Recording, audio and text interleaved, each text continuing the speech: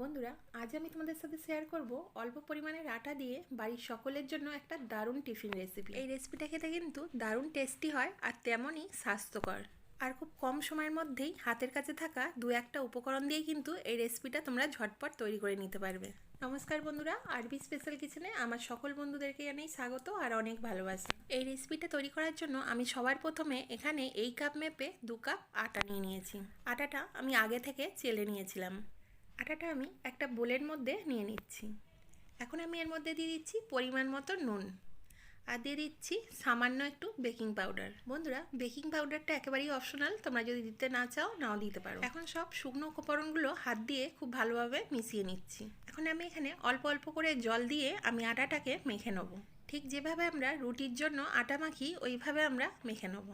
তো এইভাবে অল্প অল্প করে জল দিয়ে মেখে এরকম একটা ডো বানিয়ে নিয়েছি। এটাকে আমি এবার 5 মিনিটের মতো রেখে দেবো। ততক্ষণের মধ্যে আমরা এখানে একটা পুর বানিয়ে নেব। তার জন্য গ্যাসের মধ্যে একটা কড়া বসিয়ে দিয়েছি। কড়াটা ভালো করে গরম হয়ে যাওয়ার পর আমি বড় চামচের 2 টেবিল চামচ সরষের তেল দিয়ে দিলাম। এখন আমি মাঝারি সাইজের 2টো পেঁয়াজকে কুচিয়ে নিয়েছি, ওটা আমি হালকা করে ভেজে নেব। বন্ধুরা, তোমরা যদি এটা সরষের তেলের জায়গায় সাদা তেলের পুরটা বানাতে চাও তাহলে কিন্তু বানাতে পারো। পেঁয়াজটা খুব বেশি লাল করে ভাজার দরকার নেই, হালকা আমি 2 মিনিটের মতো নাড়াচাড়া করে ভেজে নিচ্ছি। এখন আমার পেঁয়াজটা হালকা ভাজা হয়ে গেছে। আমি এখানে কিছুটা বরবটি একদম ছোট ছোট করে কুচিয়ে রেখেছিলাম, সেগুলো আমি এর মধ্যে দিয়ে দিই। তোমরা বরবটির জায়গায় বাড়িতে থাকা যে কোনো সবজি দিয়ে কিন্তু এটা বানাতে পারো। বরবটিটাকেও আমি 2-3 মিনিটের মতো নাড়াচাড়া করে ভেজে নিচ্ছি।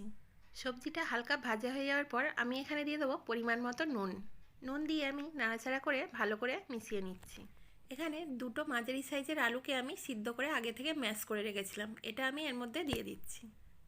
আলুটা দিয়ে দেওয়ার পর একটা খুন্তির সাহায্যে আমি নাড়াচাড়া করে নিচ্ছি। বন্ধুরা, এই রেসিপিটা তৈরি করতে কিন্তু খুব একটা সময়ের প্রয়োজন হয় না, খুব কম সময়ে কিন্তু রেসিপিটা তৈরি হয়ে যায়। এখন আমি এর মধ্যে 4টে কাঁচা লঙ্কাকে কুচিয়ে রেখেছিলাম, ওটা আমি এর মধ্যে দিয়ে দিচ্ছি। আর দিয়ে দিচ্ছি 2 টেবিল চামচ ধনেপাতা কুচি। সব কিছু দিয়ে দেওয়ার পর এখন আমি এটা খুব ভালো করে নেড়েচেড়ে মিশিয়ে নেব। এবার আমি এর মধ্যে কিছু শুকনো মশলা দিয়ে দেবো। পরিমাণ মতন হলুদ গুঁড়ো দিয়ে দিলাম। কালারের জন্য আমি এখানে 1/2 টেবিল চামচ রেড চিলি পাউডার দিয়ে দিলাম। 1/2 টেবিল চামচ গরম মশলা গুঁড়ো দিয়ে দিলাম।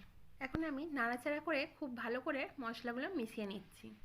5 মিনিটের মতো নাড়াচাড়া করে আমি আলুর পুরটাকে খুব ভালো করে ভেজে নিলাম। এখন আমার পুরটা পুরোপুরি রেডি হয়ে গেছে, এবার আমি নামিয়ে নেবো। অন্যদিকে আমি আটার ডোটাকে আবারও খুব ভালো করে হাত দিয়ে মেখে নিচ্ছি। এটা থেকে আমি 2খানা লেচি কেটে নেবো। তোমরা চাইলে 3টে লেচি কেটেও কিন্তু রেসিপিটা করতে পারো। আমি এখানে 2টো লেচি দিয়ে রেসিপিটা বানিয়ে নেবো, তাই জন্য আমি এখানে 2টো লেচি কেটে নিলাম। এখন আমি এটাকে বেলার জন্য একটা রুটি বেলনি নিয়ে নিয়েছি, তার উপরে আমি শুকনো আটা গুঁড়ো দিয়ে দিলাম। যেভাবে আমরা রুটি বেলি ঠিক সেইভাবেই আমরা এখানে একটা রুটি বেলে নেব। রুটিটা আমি খুব বেশি পাতলা বেলবো না, আবার খুব বেশি মোটাও বেলবো না। এভাবে বড় করে একটা রুটি বেলে নিতে হবে। তো দেখতেই পাচ্ছ বন্ধুরা, আমি এরকমভাবে একটা রুটি বেলে নিয়েছি। খুব বেশি মোটাও বেলিনি, আবার খুব বেশি পাতলাও বেলিনি। এখন যেই পুরটা আমি বানিয়ে রেখেছিলাম ওর হাফ পুরটা আমি এই রুটির মধ্যে দিয়ে দেবো। একটা চামচের সাহায্যে আমি পুরটাকে ছড়িয়ে ছড়িয়ে এইভাবে দিয়ে দেবো। তো দেখতেই পাচ্ছ বন্ধুরা, আমি আস্তে আস্তে একটা চামচের সাহায্যে ছড়িয়ে ছড়িয়ে রুটির মধ্যে পুরটাকে মাখিয়ে নিচ্ছি। পুরটাকে রুটির মধ্যে এমনভাবে দিতে হবে যাতে এই রুটির চারপাশটা যেন একটু খালি থাকে। এখন আমি এটাকে আস্তে করে মুড়ে নেব। বন্ধুরা, মোড়াটা তোমরা একটু ভালোভাবে দেখে নাও। আস্তে আস্তে এইভাবে মুড়ে আমি একটা রোল বানিয়ে নিচ্ছি। এই কাজটা কিন্তু একটু আস্তে ধীরে করতে হবে, নাহলে কিন্তু পুরটা সাইড দিয়ে বেরিয়ে যাওয়ার ভয় থাকে। তো দেখতেই পেলে বন্ধুরা, আমি একটা এরকম মুড়ে রোল বানিয়ে নিয়েছি। এখন আমি এটার 2টো সাইড এইভাবে মুড়ে নিচ্ছি, যাতে রান্না করার সময় পুরগুলো যাতে সাইড দিয়ে বেরিয়ে না যায়। মোড়ানো হয়ে গেলে এবারে হাত দিয়ে এইভাবে চেপে চেপে রোল বানিয়ে নিতে হবে, যাতে আমার রোলটা খুলে না যায়। তো এইভাবে সেম প্রসেসে আমি আরও একটা তৈরি করে নেব। বন্ধুরা, এর আগে আমি আমার চ্যানেলে অনেক রকমের টিফিন রেসিপি শেয়ার করেছি, তোমরা যদি চাও আমার চ্যানেলে গিয়ে ভিজিট করতে পারো। এটাও কিন্তু খুব সহজ একটা রেসিপি, তাই তোমাদের কাছে রিকোয়েস্ট করছি একবার হলেও বাড়িতে এইভাবে বানিয়ে দেয়। সকালের টিফিনে বা বাচ্চাদের স্কুলের টিফিনেও কিন্তু এই রেসিপিটা তাদেরকে করে দিতে পারো। এখানে আমি একটা ছিদ্র করা থালা নিয়ে নিয়েছি, এর মধ্যে অল্প একটু তেল মাখিয়ে নিচ্ছি, যাতে আমার এটা যখন আমি তুলবো থালা থেকে তখন যাতে আমার কোনো রকম অসুবিধা না হয়, ওই জন্য আমি হালকা করে একটু তেল মাখিয়ে দিলাম। এবারে আমি থালার মধ্যে আস্তে করে বসিয়ে দিলাম। এখানে একটা কড়ার মধ্যে 1 গ্লাস জল দিয়ে আমি গরম বসিয়ে দিয়েছি। তার মধ্যে একটা স্ট্যান্ড বসিয়ে দিলাম। এখন স্ট্যান্ডের উপরে আমি থালাটা আস্তে করে বসিয়ে দেবো। থালাটা বসিয়ে দেওয়ার পর একটা ঢাকনার সাহায্যে আমি এটাকে ঢেকে দেবো। 15 মিনিটের মতন আমি এটাকে ভাপিয়ে নেবো। তো 15 মিনিট পর ফিরে এলাম। তো এটা আমার পুরোপুরি রেডি হয়ে গেছে। এখন আমি এটাকে একটা ছাঁচির সাহায্যে আস্তে করে নাবিয়ে নেবো। 5 মিনিটের মতন এটাকে আমি ঠান্ডা করে নেবো। এখন আমি একটা একটা করে প্লেটের মধ্যে নাবিয়ে নিচ্ছি। এখন একটা ছুরির সাহায্যে আমি কেটে নেব। দুটো সাইডে আমি একটা ছুরির সাহায্যে আগে কেটে নিলাম।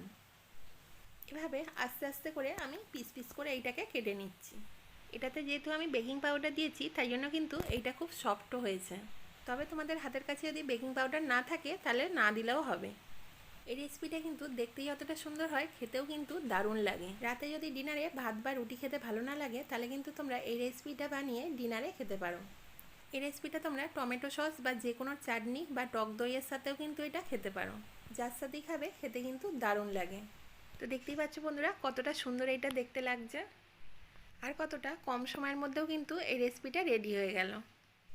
তো দেখতেই পেলে বন্ধুরা অল্প পরিমাণের আটা দিয়ে কতটা সুন্দর একটা রেসিপি তৈরি করা যায়। তো আজকের রেসিপিটা তোমাদের কেমন লাগলো অবশ্যই কিন্তু আমাকে কমেন্টে বলো। ভালো লাগলে একটা লাইক করে দিও, আর যতটা পারবে তোমাদের বন্ধুদের সাথে শেয়ার করে দিও। আর যারা যারা এখনও আমার চ্যানেলটা সাবস্ক্রাইব করনি তাদেরকে সাবস্ক্রাইব করে আমার পাশে থাকার রিকোয়েস্ট রইল। আর পাশে থাকা বেল আইকনটা ক্লিক করে অল নোটিফিকেশান অন করে দিও, যাতে আমার এই নিত্য নতুন রেসিপির নোটিফিকেশানগুলো সবার আগে তোমরা দেখতে পাও। আজকের মতন এই পর্যন্তই। দেখা হচ্ছে আবার নতুন কোনো রেসিপির সাথে। সবাই সুস্থ থেকো, ভালো থেকো।